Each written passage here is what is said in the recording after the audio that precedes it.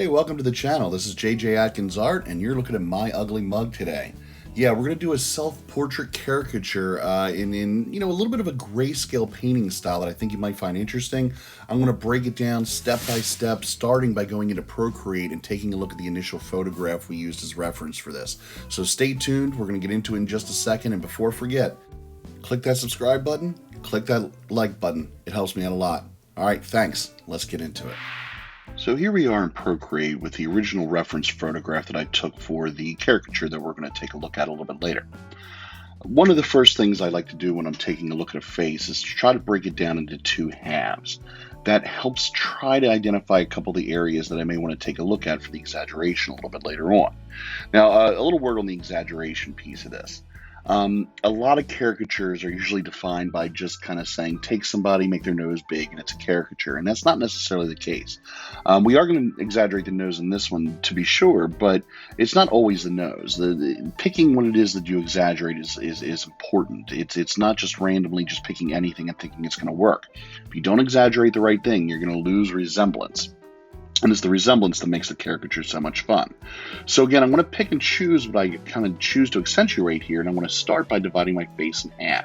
And I usually do that right down the middle, right roughly around the eye line here. So you just adjust that line there a little bit and get that a little bit more on the eye line since our head's slanted here.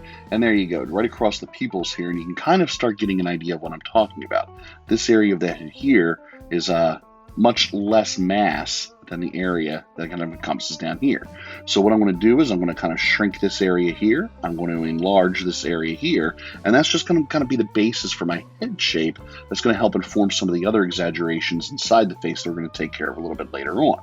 So again, we'll kind of make this little area a little bit small. We'll make this area jut out, and I can already see just by doing that a couple of areas that are going to be important for me to exaggerate when I get into the inner workings of the face. For example, the chin here is going to jut out a little bit, so I'm going to take a little bit of time to accentuate that. The nose is coming out a little bit at me, and the thing about this is that part of this is because of the way that the photograph was taken too. This is a self-portrait. I know the look that I was trying to go for at the time. And what I did try to emphasize here is I wanted to get some sort of a semi-shocked look on my face, or a trapped look on my face. So my jaw is slightly extended downwards. My nose is kind of pointing in towards the camera a little bit. So again, this is going to be enlarged a little bit. And look how wide the eyes are here, okay? So what are we going to take a look at? We're going to shrink this down. We're going to enlarge eyes, we're going to enlarge chin, and basically just the lower half of the face in general. And in doing that, we got to make sure that we have something that helps provide us enough space to do some of the enlarging that we want to do. So we're going to also stretch out the face also. The idea here is again, take a look at what I'm doing here. I'm elongating the face by stretching my jaw out a little bit when I pose for the photograph. So in doing that, again, making this small and making this big is all well and good, but I'm going to stretch things out a little bit as well, and make this a little bit skinnier just to help kind of exaggerate the expression that I'm going for in the face also. Now I also put a hand in here. Why? Because I'm going to be using that as a reference a little bit later on for the two hands that are going to kind of help frame the face here in a little bit. Now the second hand isn't in there because it's holding the camera, but we'll use this hand as the model to help tell us what the other hand is going to look like a little bit later on. All right, so that's kind of the blow-by-blow what's going to happen here. Let's go ahead and go on back to the time-lapse, and we'll have a little bit more discussion about how all that thinking went into our sketch of the final caricature. Okay, now that we have a little bit of a strategy, let's talk about the composition, the framing here. This circular photo frame is actually the result of something I noticed in a work computer that I work with. The job that I work at has Outlook as its email account, and a recent upgrade gave us this circular picture frame that we're allowed to use to put in some sort of a headshot. Now, most people traditionally use the headshot from their ID badge.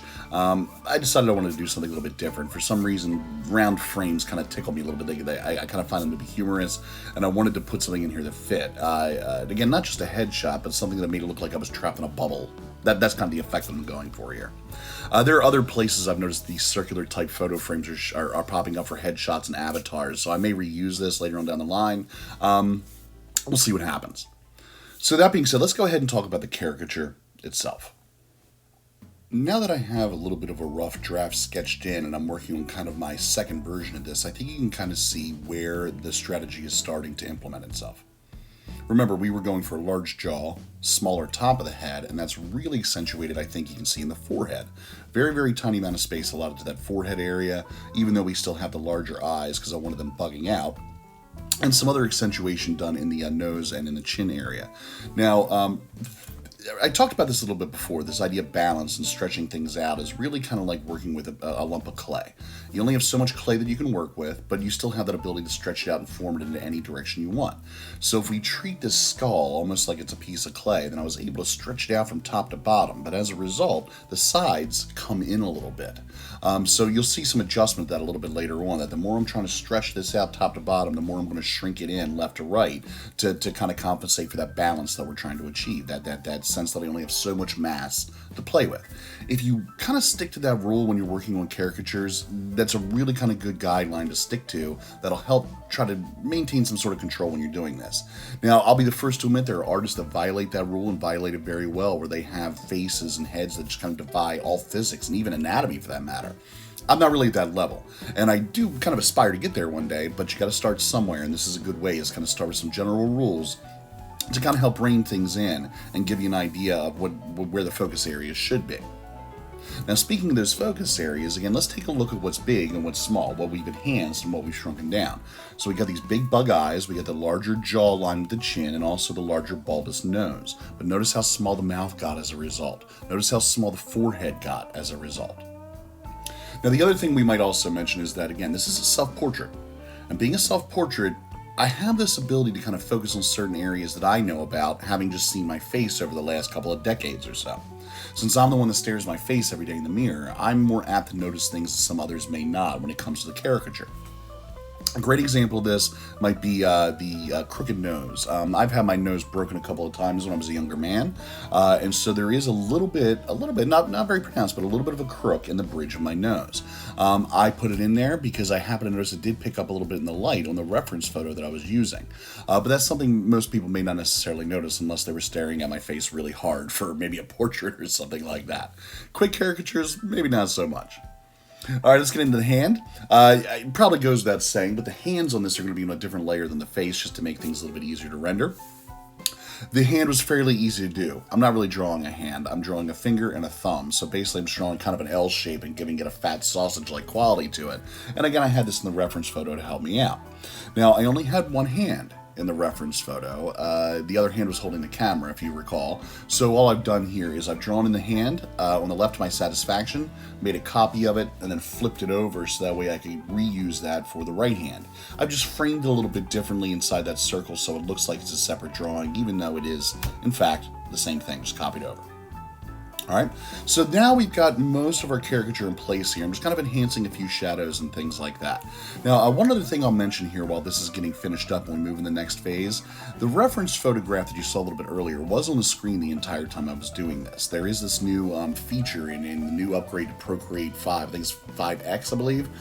Anyway, with this upgrade, what you get is this ability to have reference photos on the screen, and I really thought that was going to show up in the time lapse. Apparently it does not, so I did make it a point to show you the reference photo a little bit earlier. I'll try to do that in the future with some more of these caricatures, but if you have any questions about that, leave me a comment. Let me know in the comment section, and I'll see what I can do to try to fix that in the future. All right, now what I'm trying to do here is work with my pencil sketch and turn it into something of a grayscale type painting. In digital painting, there's a lot of different ways to do this, but the way that I've chosen to approach it is just by taking the pencil sketch that I started with and then using the smudge tool to move the pencil marks around to get the grayscale, smooth, pink type texture that I'm looking for here. And it's the texture really more than anything else that I'm looking for. So the smudge tool has been set to a soft airbrush. And then by varying the size and the opacity as I moved around the picture frame, I was able to smudge things around and move things around in such a way that it starts looking like they're almost paint strokes or paintbrush strokes. And that little pieces of texture that kind of get snuck in there really kind of help provide a painter-like quality that I'm looking for in this particular piece. This isn't something I do very often. I'll let you know right off the bat here that doing these value paintings are really interesting. They make color application very interesting, but they can be a little bit tedious, especially for somebody like me who's really studying color right now, and I really enjoy working with color. to save that color aspect or save that color step in the process for the very end can make these little pieces a little bit tedious, but they do create such an interesting effect. I like to come back and revisit them every now and then. This grayscale painting approach is something that is taught in fine art studios a lot, especially painting with oils and acrylics, and even a lot in portrait paintings as well. So it's not something you have to do. It is something that's an interesting technique, and again, I find some fascination with it occasionally. I think it renders interesting effects in the end. But at the end of the day, it's not my favorite way of going about rendering. As I said before, though, it renders some interesting effects. Take a look at the mustache, for instance. All those pencil lines, once they were smudged, gave this appearance of almost a hair-like texture, which is exactly what I want in this piece. So this grayscale method really lends itself to what I'm trying to achieve. Now that I've got all the smudging done here, what I've also noticed is that if I took the background coloring and made it a true gray, and I mean like a true mid-tone in the sense that it's perfectly halfway between white and black, you can see that I'm missing some of the opposite of the spectrum when we get into the white areas. The highlights on the face aren't nearly as pronounced enough, they're not light enough, and so once I adjusted the background and realized that, I put in another layer and started adding some whites and then smudging those around to kind of blend in with the rest. Nothing really stayed pure white except for those highlights on the eyeballs and maybe the one on the nose that the tip of the nose that you see there. But those little aspects of white, even if they're smudged out and toned down a little bit, really again help add that balance that we're looking for between light and dark. In these value studies, we want to have areas that are pure black and areas that are pure white, and then kind of everything in between as well. Now that I'm kind of satisfied with that, we can start approaching the color piece of this. Now the color phase of this goes relatively quick. All the values and all the shadows and highlights have been put in, so painting in the color underneath all that really goes in fairly quick because I don't have to worry about doing a lot of adjustments. One thing that is essential though is paying attention to your flesh tones. You may notice right now that everything looks a little yellowish orange, almost too much, too bold, too saturated, but now that I'm started putting in a little bit of red, you can see how this starts becoming a little bit more of a true flesh tone. This red kind of translucent layer that I put in over top helps give it a little bit of life. And this red is really essential to anything you're doing anytime you're painting flesh. I'm obviously very light skinned, but this red is essential even in darker skin tones, even African American skin tones. The point here is that this red represents almost like the blood that sits underneath the flesh, and it gives it a sense of life. Call it what you will, but the point of the matter is that the human face in and of itself doesn't stay just one shade completely through. There are areas that are lighter up in the forehead. The reds come out where the blood comes closer to the surface of the skin. That's going to be in the bulb of the nose and in the cheeks. If you have a clean-shaven face, there's even little bits of blue that can find their way into the jawline if you have, say, like a 5 o'clock shadow or something like that. Since I'm sporting a beard here, that's not really much of an issue for me, but that red definitely has to be in there. And again, I think you can agree that it creates some sense of a more lifelike skin tone as a result.